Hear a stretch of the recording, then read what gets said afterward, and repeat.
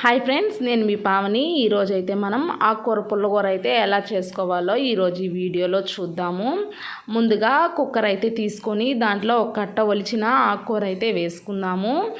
3 నుంచి 4 టమోటాలు, అలాగే 7-8 పచ్చిమిరపకాయలు, ఒక ఎర్రగడ్డ వేసుకొని చిటికెడు పసుపు, అలాగే కొంచెం ఉప్పు, కొంచెం చింతపండు, తగినన్ని నీళ్లు పోసుకునేసి కుక్కర్ అయితే గట్టిగా పెట్టేసుకొని ఒక 3 విజిల్స్ వచ్చేదాకా అయితే కుక్కర్ని అయితే ఉంచుకుందాము.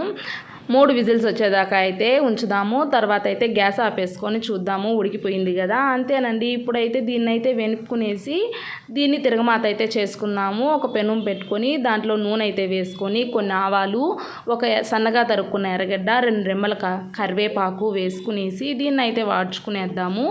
ముందుగా ఎంచుకున్న ఆకు అయితే వేసేసుకుందాము. అంతేనండి, అయిపోయింది. Thanks for watching.